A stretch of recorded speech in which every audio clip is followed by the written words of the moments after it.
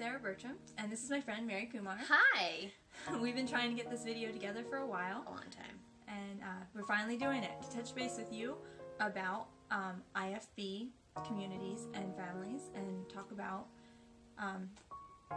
the groups. Yeah, things that happen in IFB culture. Now, what we want to put out there first is that we absolutely respect all religions, but there are concerning trends in IFB culture that make it something that we'd like to raise some flags on. We'd like to be whistleblowers. We need to tell people what's happening in the IFB culture. Now, this is not all IFB practitioners. Just like you can't target a whole religion for acts of several of its members, you can't attack the whole IFB. But we were raised in very small sects of the IFB that practiced super severe punishment, super severe abuse. There was rampant abuse in many situations that we witnessed in other families, and we just want to bring that to you and raise awareness. Okay, so there's lots of different areas that in my life, as I've become more independent and on my own, I've seen and identified bits and pieces of how it hurt me. And one of those ways is the way I view love, the word love and the actions, because my parents would use the word love and they would say, I love you, and that meant I know what's best for you, I love you, so you need to obey me and do what I say no matter what.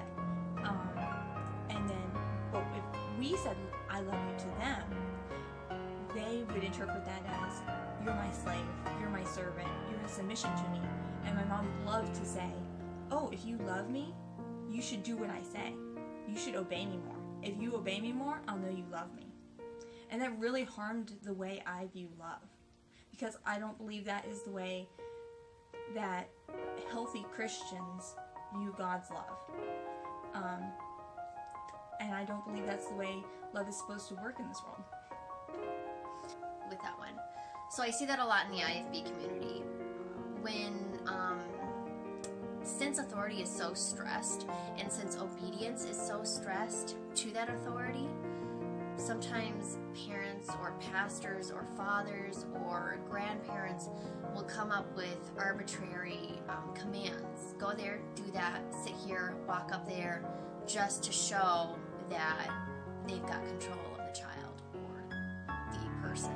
Sometimes it's husbands to wives, because husbands have so much power in our culture. And I think that's really damaging. I think there's a verse about the Bible about not testing your child, testing your son.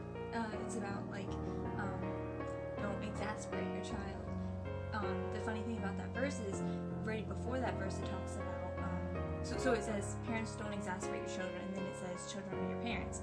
And when most people read those verses, of course, it's usually the parents reading it to the children, and the parents love to take the verse, children obey your parents, and slam that hard and fast on their children, but they completely gloss over, parents don't exasperate your children, because that's inconvenient for them to think about. They love to think about how they can make their children obey them better and more, but they feel like, it's almost like in this world, if you're an adult, if you're a parent, you can't do anything wrong. The rules are less strict for you, but your children, they better measure up. Mm-hmm. A scary thing about IFB culture and the demand for children to jump, when you say jump, no matter what, and severe punishment follows if not. Forget where I was going with that. Oh, is that children must be the adults in every situation, and adults are allowed to act like children. And adults can take full advantage of that situation. Unfortunately, we see that in House to House. We see that in rampant abuse, sexual abuse that's going on in some IFB churches that is being covered up. These authorities are not allowed to be questioned. If you question the authority, you question God, and you're going to hell. Yeah. So you keep your mouth shut and you let them keep doing what they're doing to you, and that's a breeding ground for abuse. Yeah. When I was leaving home, I asked my dad many times to let me have my legal documents so I could leave home, and one of the things he told me, which was actually what flicked the switch for me and made me realize that something wasn't quite right. He told me, if you don't obey and submit to me, you're disobeying God. And I was like, wait, the Bible doesn't say that.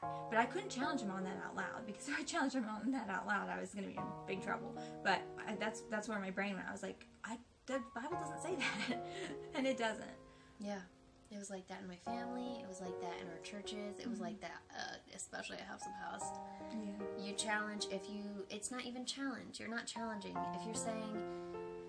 If your authority is saying, you need to go here and you need to marry this person, if you say, okay, but should we talk about it? That's considered challenging. Mm-hmm. It can be, yeah. And that's, I mean... Not all the time. Probably, like, my parents would have watched this and been like, not all the time, we listen to you a lot, you know, and like, there's exceptions to that. Thanks for watching our video.